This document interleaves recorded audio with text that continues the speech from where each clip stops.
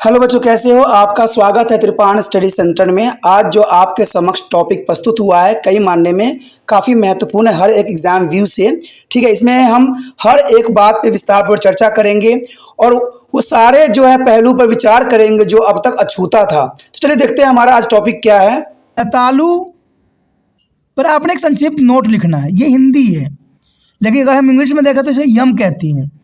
आखिर तालु यम जो है वो किन चीज़ों के लिए महत्वपूर्ण थी?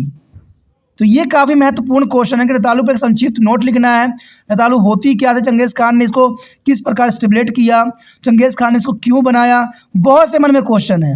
लेकिन सबसे प्रथम बात तो ये है कि आपको ये समझना होगा कि रतालू या यम क्या होता है। तो मैं एक साफ शब्दों में बता दूं कि यम जो है एक ऐसे सैन्य चौकी को कहती हैं, यानी सैन्य चौकी जहाँ पर सैनिक को जो है रहने के लिए बनाई गई थी, जो सुरक्षा के मुहैया को देख के बनाया गया था, जिसे चंगेज़ खान ने स्थापित किया था। यानी देखा जाए तो यम का जो एक चौकी थी जिसको चंगेज़ खान ने बनाई थी, तो जो कि काफ़ी महत्वपूर्ण है। मंगोल साम्राज्य के दौरान ऐसी जो है पोस्ट 25 मील की दूरी पे बनाई जाती थी। यानी देखा जाए तो 25 माइल की दूरी पे बनाना ये इसलिए बनाई गई थी क्योंकि वहाँ पर संरक्षित किया जा सके। तो ये काफ़ी महत्वपूर्ण था। चंगेज़ खान ने यहाँ पर इंटेलिजेंसी की बात दिखाई कि कहते हैं 25 किलोमीटर दूरी पर जो है एक सैन्य चौकी बनाया, क्योंकि यात्रियों को सुरक्षा करना काफ़ी महत्वपूर्ण दायित्व रहता है। और इन पदों पर घुड़सवारों और दूतों की नियुक्ति की जाता था, जहाँ से संदेश उस तक पहुँचना बहुत ही आसान हो जाता था। यानी इन पदों पर घुड़सवारों और दूतों को नियुक्ति किया जाता था और उसके निपटने में घोड़े रखे जाते थे। यानी निपटाने के लिए घोड़े रखे जाते थे कि घोड़ा जो है काफ़ी स्पीड से जो है एक जगह से दूसरी जगह जा सकता था। यानी 25 मील की दूरी काफ़ी महत्वपूर्ण थी। ये घुड़सवार सरकारी अभिलेखों को एक स्थान से दूसरे स्थान तक ले जाते थे। यानी कोई भी मैसेज होती थी, इंफॉर्मेशन होती थी, ये घुड़सवार जो है एक चौकी से दूसरी चौकी तक पहुंचाते थे और दूसरी चौकी से तीसरी चौकी तक पहुंचता था। इस प्रकार राजा के पास जो है बहुत महत्वपूर्ण समय काल में जो है संदेश राजा तक पहुंच जाती थी।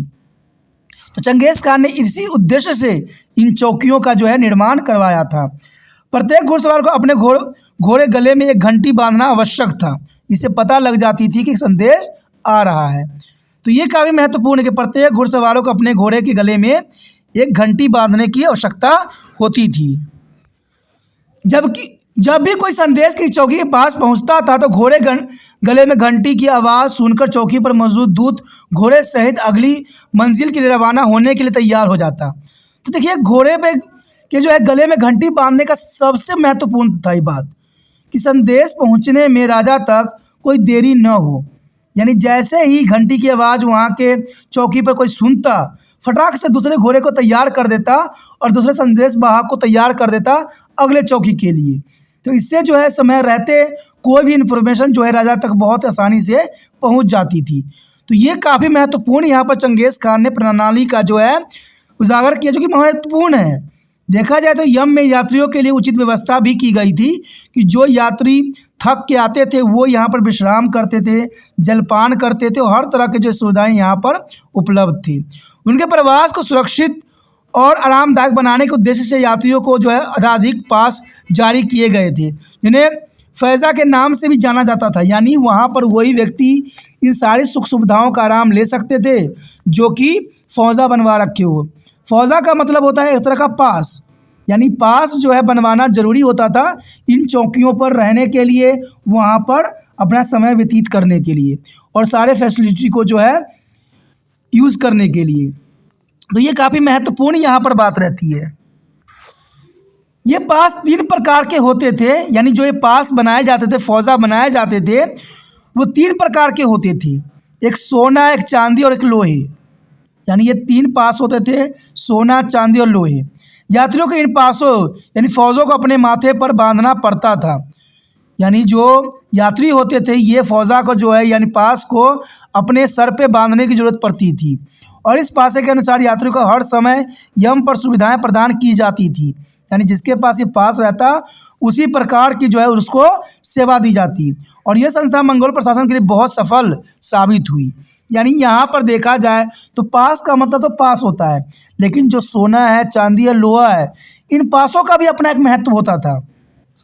सोने का पास होती थी उनके पास जो बहुत रईस होते थे, जो बड़े घराने से होते संबंध होते थे। चांदी होते थे मिडिल क्लास के लोग जो कुछ हद तक अमीर थे, और लोहे का जो होता था गरीब वर्गों के लिए होती थी। तो इससे ये बात साबित होती है कि उस समय इन पासों के अंतर्गत उनको उसी प्रकार की जो है सेवा प्रदान की जाती थी। तो ये काफ़ी महत्व रखता है। तो यह समझ में आ गया होगा आपको कि यम क्या है। तो ये काफ़ी महत्वपूर्ण क्वेश्चन एग्जाम व्यू से रहता है। अगर आपको समझ में आया, अच्छा लगा, तो जितना हो सके इस वीडियो को शेयर करने की भावना आपके मन से जाना नहीं चाहिए। शेयर कीजिए, त्रिपाण सेंटर आपके लिए बहुत कुछ करेगा, सिर्फ शेयर करने की देर है, ठीक है। लेकिन एक बात महत्वपूर्ण रहता है कि वीडियो जब भी देखिए पूरा देखिए, सही से देखिए, स्किप करके वीडियो ना देखिए, नहीं तो बहुत से बातें जो है आपके अधूरे रह जाएंगी। और इसके लिए त्रिपाण सेंटर जिम्मेवार नहीं है। ये गलती आप स्वयं करते हो तो ये गलती आपकी होती है। कभी वीडियो देखिए, पूरा देखिए जो समझ में रहे, ठीक है। पहली बार मेरे चैनल पे आए हो, पहली बार वीडियो देख रहे हो, तो जनरल सी बात दोस्तों, चैनल सब्सक्राइब कर लीजिए।